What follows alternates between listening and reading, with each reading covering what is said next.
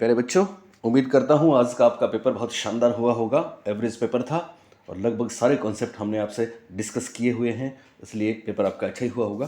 तो आज का पेपर, मैं अभी स्कूल में हूँ, किसी ने मेरे को पेपर भेजा है। मैं थैंकफुल टू पूजा जिन्होंने मेरे को पेपर भेजा है। और अभी स्कूल से मैं आपको इसकी जो संभावित आंसर की है वो बताता हूँ, बाकी डिटेल में फिर हम रात को वीडियो बनाएंगे, ठीक है। तो पहला सवाल देखिए। पहला सवाल ये पूछा गया था कि शिक्षा मनोविज्ञान शाखा है समाज मनोविज्ञान की, व्यवहारात्मक मनोविज्ञान की, विकासात्मक मनोविज्ञान की या फिर प्रायोगिक मनोविज्ञान की। एजुकेशनल साइकोलॉजी किसकी ब्रांच है? तो देखिए, इसके हम चले जाएंगे अप्लाइड साइकोलॉजी के साथ। किसके साथ जाएंगे? अप्लाइड साइकोलॉजी के साथ या व्यवहारात्मक मनोविज्ञान के साथ। नेक्स्ट, अगला सवाल फिर मिक्स हो गया। चलिए 40 सेकेंड, ये देखिए आप। चलिए 40 सेकेंड। निम्न में कौन सा विकल्प वृद्धि व विकास के सामान्य सिद्धांत के बारे में सही नहीं है? ध्यान रखना, सही नहीं है पूछा है। नोट, विकास के क्रम में यूनिफॉर्मिटी होती है, बिल्कुल होती है। यूनिफॉर्मिटी का मतलब होता है कि यूनिवर्सल है डेवलपमेंट, सबका विकास एक ही जैसा होता है, एक स्पीसीज में सेम पैटर्न होता है। दूसरा, विकास विशेष से सामान्य की ओर चलता है। हम 1000 बार चर्चा कर चुके हैं, विकास विशेष से सामान्य नहीं होता बल्कि सामान्य से विशेष होता है। बाकी बातें सही हैं। अगला क्वेश्चन देखिए, शिक्षा मनोविज्ञान के बारे में निम्न में से कौन सा विकल्प सही नहीं है? फिर नहीं है पूछा है।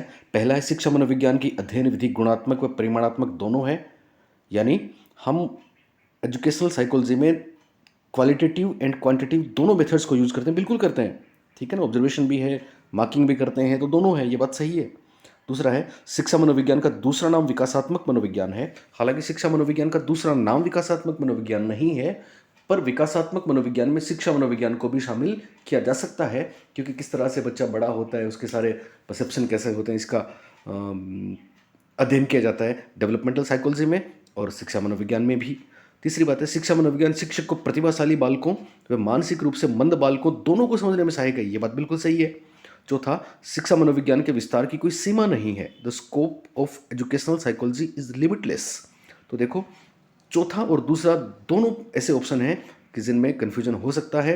हालांकि दूसरा नाम है, ये वाली बात एग्जैक्ट सही नहीं है। और शिक्षा मनोविज्ञान का भी कहीं ना कहीं लिमिट तो है, ठीक है, पर फिर भी शिक्षा की कोई लिमिट नहीं है, इसलिए फोर्थ भी हो सकता है। मैं फिलहाल जाऊंगा दूसरे के साथ, दूसरे ऑप्शन के साथ। बाकी डिपेंड करेगा इसका आंसर बोर्ड क्या मानता है। ओके, तीसरा सवाल, निम्न विकल्पों में से बालक की वृद्धि के बारे में कौन सा विकल्प सही है? इस बार पूछा है कौन सा सही है, माफ करें गया। हाँ, निम्न विकल्पों में कहां पे गया, कौन सा विकल्प सही है ये पूछा है। ओके, इसको छोटा कर रहा था मैं, इसलिए हो गया। ओके, चलिए, कौन सा विकल्प सही है ये बताना है। पहला विकल्प है, वृद्धि अधिगम और अनुभव का परिणाम है। ये बात तो गलत है, ये तो विकास होता है। वृद्धि कोशिकाओं व अवयवों के आकार में परिवर्तन है। Growth is change in size of cells of और ऑर्गन्स। ये बात सही है। तीसरा देखते हैं, वृद्धि शरीर में आंतरिक नहीं है, जिसका मापन नहीं किया जा सकता। हाइट का, वेट का मापन किया जा सकता है, इसलिए बात गलत है। वृद्धि शरीर में केवल गुणात्मक, ये बात भी गलत है। लिहाजा दूसरा राइट आंसर है इसमें ऑप्शन नंबर 2। थर्ड वन देखिए, नेक्स्ट वन देखिए, कक्षा में अधिगम पर विशेष निहितार्थ करने वाला थॉर्नडाइक का कौन सा योगदान है? मानसिक विन्यास का नियम, लॉ ऑफ मेंटल सेट, संलग्नता का नियम, लॉ ऑफ कॉन्टिग्यूटी, विपरीतता का नियम, लॉ ऑफ कॉन्ट्रास्ट, प्रभाव का नियम, लॉ ऑफ इफेक्ट। तो देखो बच्चों, मेंटल सेट क्लासरूम में बहुत इंपॉर्टेंट होता है, इसमें कोई दो राय नहीं है। कॉन्ट्रास्ट नहीं होता, कॉन्टिग्यूटी के साथ भी हम नहीं जाएंगे, लॉ ऑफ इफेक्ट भी होता है।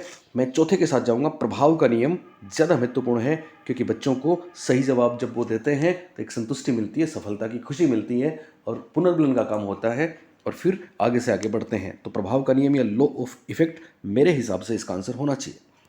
नेक्स्ट, ये मैं आपको कितनी बार बता चुका हूँ, दाएं हाथ से लिखना, बाएं हाथ से लिखना, ये बाइलेटरल ट्रांसफर ऑफ लर्निंग होता है, द्विपार्श्विक अंतरण होता है।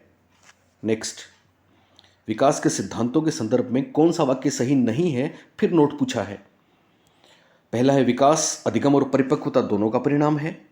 बिल्कुल है। विकास क्रमबद्ध नहीं होता, क्रमबद्ध होता है। विकास के प्रत्येक चरण पर सामाजिक अपेक्षाएं होती हैं, बिल्कुल होती हैं। सोशल एक्सपेक्टेशंस याद है, हैविंग हस्ट का नाम, डेवलपमेंटल टास्क। विकास क्रमशः होता है, डेवलपमेंट इज ग्रेजुअल प्रोसेस, बिल्कुल ग्रेजुअल भी है, सीक्वेंशियल भी है। यहाँ पे ध्यान रखना क्रमबद्ध नहीं होता, तो हम जाएंगे ऑप्शन नंबर 2 के साथ, विकास क्रमबद्ध नहीं होता, ये इसका राइट आंसर है। नेक्स्ट, ये अच्छा प्रश्न था। कौन सा विकल्प साहचर्य अधिगम का उदाहरण नहीं है? साहचर्य अधिगम यानी ऐसा लर्निंग जिसमें एसोसिएशन हो। तो पहला है ऑपरेंट कंडीशनिंग या क्रिया प्रस्तुत अनुकूलन, दूसरा इम्प्रिंटिंग, ध्यान रखना चिन्ह से कंफ्यूजन हो सकता है, ये साइन लर्निंग नहीं है, ये इम्प्रिंटिंग है। मैं आपको बता चुका हूँ, जब जब बच्चे जन्म लेते हैं तो फिर जन्म लेते ही तुरंत उनके सामने जो भी होता है ना उसके साथ एक अटैचमेंट हो जाता है ना। बतख के बच्चों के एग्जाम्पल दिए थे हमने, आपको याद है, ऑब्जर्वेशन लर्निंग और हैबिचुएशन। तो मेनली ध्यान रखना इम्प्रिंटिंग में भी एसोसिएशन होता है, ऑपरेंट में भी एसोसिएशन होता है, ऑब्जर्वेशन लर्निंग में भी एसोसिएशन होता है, हैबिचुएशन में नहीं होता। दरअसल हैबिचुएशन या आदत क्या है, ये नॉन एसोसिएटिव लर्निंग है। Habituation is a part of learning, ये लर्निंग का पार्ट है, पर ये एसोसिएटिव नहीं है, नॉन एसोसिएटिव है, इसलिए इसका आंसर होगा आदत या आदि होना। नेक्स्ट, हैबिचुएशन में क्या होता है फिर बताऊंगा आपको। चलिए नेक्स्ट, अगला सवाल है, गार्डन आलपोर्ट के व्यक्तित्व के सिद्धांत का अनुसरण करते हुए यदि अध्यापक विद्यार्थी के विशेषकों की पहचान करना चाहता है, विद्यार्थी के ट्रेट्स की पहचान करना चाहता है, तो किसकी अनदेखी करनी होगी?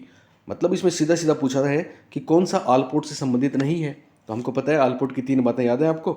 आलपोर्ट ने कार्डिनल ट्रेट्स बताए हैं, महात्मा गांधी वाला अहिंसा, सेंट्रल ट्रेट्स बताए हैं 5 से 10, सेकेंडरी ट्रेट्स बताए हैं पसंद नापसंद वाले, अनलिमिटेड, सोर्स ट्रेट्स नहीं बताए। सतही शील गुण और मूल शील गुण किसने बताए थे? ये तो केटल साहब ने बताए थे, लिहाजा इसका आंसर आएगा सोर्स ट्रेट्स या मूल विशेषक।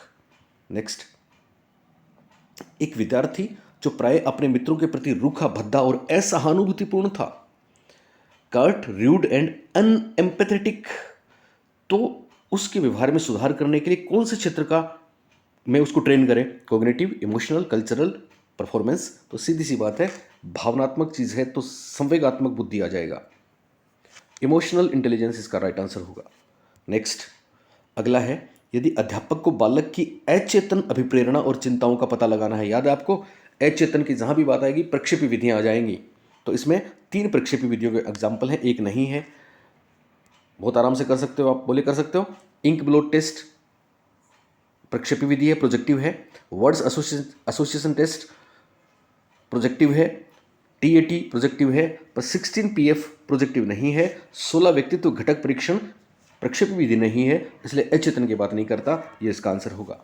नेक्स्ट, हिपोक्रेट्स, मैंने पिछले वीडियो में बोला था, क्रेशमर का जिक्र आया था, तब मैंने बोला था वहाँ पे भूल से, याद है आपको, फ्लेगमेंटिक। तो यहाँ पे सवाल पूछा गया, हिपोक्रेट्स द्वारा किए गए वर्गीकरण के अनुसार जो बालक निराशावादी, देखो यहाँ पे ध्यान दें, कुछ चीज़ें ऐसी परीक्षा में होती हैं, संवेगात्मक रूप से कमजोर, निराशावादी, दुखी, उन्हें क्या कहते हैं? उत्साही, सैंग्विन, ये तो होते ही नहीं है। कोलेरिक, गुस्सेल भी नहीं होंगे। अब बच्चे मेलनकोलिक और फ्लेगमेंटिक, ये ध्यान रखना है आपको। तो मेलनकोलिक और फ्लेगमेंटिक में ध्यान रखना, इमोशंस की बात आए तो फ्लेगमेंटिक में इमोशंस नहीं होते और मेलनकोलिक दुखी होते हैं। तो ये प्रश्न उन्होंने मिक्स करके दिया है, तो या तो इसमें आपको बोनस देंगे, नहीं तो फिर फ्लेगमेंटिक के साथ मैं जाऊंगा, क्योंकि इमोशंस की बात करें, संवेगात्मक रूप से कमजोर होते हैं, वो फ्लेगमेंटिक होते हैं, स्टेबल होते हैं, ठीक है। और मेलनकोलिक एंग्सियस होते हैं, चिंताग्रस्त होते हैं, पर इमोशंस इनमें बहुत होते हैं, उसको एक्सप्रेस भी करते हैं। तो मैं फ्लेगमेंटिक के साथ जाऊंगा, पर मेलनकोलिक की भी एक बात इसमें दे रखी है, मेलनकोलिक दुखी रहते हैं। नेक्स्ट, विद्यार्थी के निष्पादन पर सकारात्मक प्रतिक्रिया देकर उसको गर्वित अनुभव कराकर मैस्लो के आवश्यकता पदानुक्रम प्रारूप के अनुसार शिक्षक निम्न में से विद्यार्थी की किस आवश्यकता की संतुष्टि कर रहा है? अपनेपन की आवश्यकता, बिलोंगिंगनेस नीड्स, सुरक्षा की आवश्यकता, सेफ्टी नीड्स, आत्मसम्मान की आवश्यकता, सेल्फ स्टीम नीड्स, या आत्मसिद्धि की आवश्यकता। तो इसका सही जवाब होगा आत्मसम्मान की आवश्यकता। प्राउड फील करवा रहा है तो सेल्फ स्टीम नीड्स हो जाएगा, आत्मसम्मान की आवश्यकता आ जाएगी। नेक्स्ट, समस्या समाधान में यदि कोई विद्यार्थी अध्यापक को निर्देशित परिप्रेक्ष्य में हल खोजने की जगह कुछ नया, लीक से हटकर रूढ़ि मुक्त किंतु उपयोगी हल खोजे, तो वह, पहला ऑप्शन है, अपने अध्यापक के निर्देशों की अवज्ञा कर रहा है, डिसोबे कर रहा है। दूसरा, उसने अध्यापक पर विश्वास नहीं था, उसको अध्यापक पर विश्वास नहीं था। तीसरा, अपसारी सोच की क्षमता का प्रयोग कर रहा है। चौथा, अपने अध्यापक के समक्ष अपनी वरीयता का परिचय दे रहा है। तो बहुत आसान सा है, अपसारी डाइवर्जेंट थिंकिंग की बात चल रही है साहब। नेक्स्ट, अगला आंसर देखें, निम्न विकल्पों में से कौन सा तत्व है जो थर्स्टन द्वारा प्रतिपादित बुद्धि का समूह तत्व सिद्धांत में शामिल नहीं किया गया? ये मैंने पिछले वीडियो में आपको जिक्र किया था, याद है आपको। मेमोरी, न्यूमेरिकल एबिलिटी, याद है, परसेप्चुअल स्पीड, रीजनिंग। मैंने एक बात आपको लास्ट में और बताई थी, अगर आपने वो वीडियो देखा है तो ये सवाल आपका सही हुआ है। यानी इसमें words ability to think, okay, word ability to think, विचारण की शब्द क्षमता, परसेप्चुअल फैक्टर दिया है। रीजनिंग में देखिए, फिर बाद में मैंने आपको 9 बताए थे, तो इंडक्टिव डिडक्टिव दोनों रीजनिंग थी, इंडक्टिव डिडक्टिव प्रॉब्लम सॉल्यूशन, तो इंडक्टिव रीजनिंग भी है, ठीक है। और सोर्स फैक्टर जैसी कोई बात उन्होंने नहीं बताई, तो ऑप्शन नंबर 1 मूल संबंधी, स्रोत संबंधी तत्व इसका राइट आंसर होगा, क्योंकि ये वर्ड फ्लुएंसी आ जाएगी, वर्ड एबिलिटी वाली फ्लुएंसी के साथ चले जाएंगे हम, डब्ल्यू हमने आपको बताया है, तो सोर्स फैक्टर इसका आंसर मेरे हिसाब से होगा। नेक्स्ट, प्रकृति में सभी व्यक्तित्व व्यवहार संबंधी गुणों का वितरण एक विशेष रूप में संपन्न होता है, बिल्कुल होता है। तो इस वितरण को क्या कहते हैं? स्ट्रेट लाइन कर्व बोलेंगे, एस शेप्ड कर्व बोलेंगे, नॉर्मल प्रोबेबिलिटी कर्व बोलेंगे, कर्व ऑफ नेगेटिव रिटर्न बोलेंगे। तो जो बच्चे रेगुलर मेरे वीडियोस देख रहे थे उनको इसमें मजा आया होगा, क्योंकि हमने आपको एक बुद्धि का वितरण बताया था, बेल कर्व बताया था, याद है आपको? दोनों तरफ समान वितरण होता है, एवरेज के इधर भी, एवरेज के उधर भी। तो ये दरअसल प्रोबेबिलिटी कर्व होता है, नॉर्मल प्रोबेबिलिटी कर्व या सामान्य संभाव्यता वक्र इसका आंसर होगा। मजा आएगा उन बच्चों ने जिन्होंने पूरे वीडियोस देखे हैं। नेक्स्ट, निम्न में से कौन सा व्यवहार विद्यार्थी की उपलब्धि अभिप्रेरणा को दर्शाता है? उपलब्धि अभिप्रेरणा, पहला है कक्षा नायक बनने और लोकप्रिय होने का प्रयत्न करना, अगर समाज में थी होता तो हम इसके साथ जाते। दूसरा, अच्छे निष्पादन स्तर में सुधार के लिए कठोर प्रयत्न करना। तीसरा, कक्षा में कमजोर विद्यार्थियों की सहायता करना। चौथा, अपने सबसे अच्छे मित्र के साथ कार्य करने की इच्छा दिखलाना।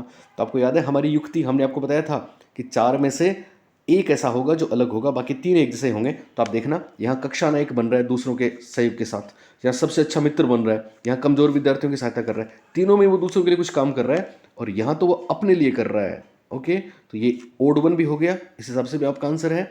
और अचीवमेंट मोटिवेशन में सफलता पाना चाहता है, इसलिए उसके लिए कठोर परिश्रम करेगा, तो दूसरा ऑप्शन इसमें राइट आंसर होगा। नेक्स्ट, निम्न व्यवहार समूह में से कौन सा व्यवहार समूह बाल अपराधियों में प्राय नहीं देखा गया है? तो हमारी युक्ति कितनी आपके काम आ रही है, देखिए आप।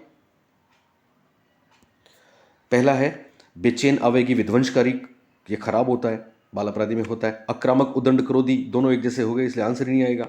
स्नेह, स्थिरता और नैतिक स्तर की कमी, तीनों एक जैसे हो गए, बचा ये पहला, आंतरिक रूप से नियंत्रित, सामाजिक और नियमों का पालन करने वाला, ये अच्छी बात है, बाकी तीनों खराब बातें हैं। तो बाकी तीनों बाल अपराधियों से रिलेट करती हैं, पहला ऑप्शन रिलेट नहीं करता, लिहाजा first one is the right answer. Next,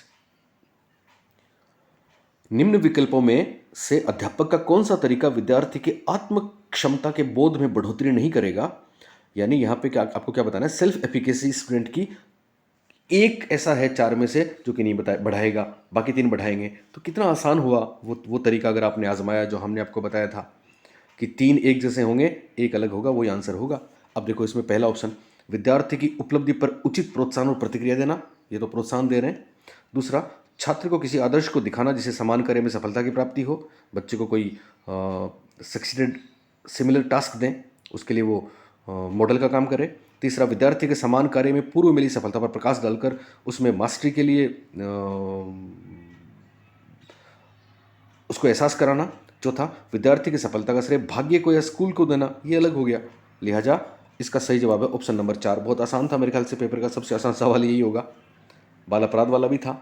next, यदि एक छात्र अपना बहुत सा खाली समय चित्रकारी में बिताता है, ऐसा करने पर वह प्रसन्नता अनुभव करता है, व्यस्त रहता है, चित्रकारी के लिए समय निकाल लेता है, ऐसा करने पर थकता भी नहीं है, कौन सा विकल्प है? पहला जो ऑप्शन है उसमें एप्टीट्यूड की बात की गई है। एप्टीट्यूड वो योग्यता है जो जो जो उसके अंदर रहती है, अंतर्निहित योग्यता है, ट्रेनिंग से उसको बढ़ा सकते हैं, ये किसी खास प्रोफेशन में जाने के लिए होती है। 2 नंबर पे इंटरेस्ट है, 3 नंबर पे टाइम का सदुपयोग करता है, कोई बड़ी बात नहीं है, 4 नंबर पे एटीट्यूड की बात करता है, ठीक है। तो यहाँ पे सही जवाब हो जाएगा इंटरेस्ट या रुचि, इंटरेस्ट या रुचि सही जवाब है। नेक्स्ट, इतना ही है। ओके प्यारे बच्चों, तो उम्मीद करता हूँ कि कुछ और भी तो नहीं है, दिलवाड़ा जैन मंदिर, अरावली पर्वत, आप चाहोगे तो मैं इन सब के आंसर भी दे सकता हूँ और बहुत सटीक आंसर होंगे हमारे, पर अभी के लिए इतना ही। अभी मैं स्कूल से घर जाऊँगा, फिर रात को आपके लिए वापस एक व्याख्या पेश करूँगा। ओके, और जो मुझे सुन रहे हैं वो अगर आज उनका पेपर नहीं था तो ध्यान ध्यान दें, पुराने सारे वीडियोस अभी देख लें आप, आपको बहुत फ़ायदा मिलने वाला है। करंट काफ़ी आ रहे हैं, करंट कहाँ से आ रहे हैं इसमें डेट देख लेना आप, उस डेट के आसपास सितंबर के, अगस्त के करंट आ रहे हैं तो वो करंट आप एक बार ज़रूर वापस पढ़ लेना। Okay, thank you, bye.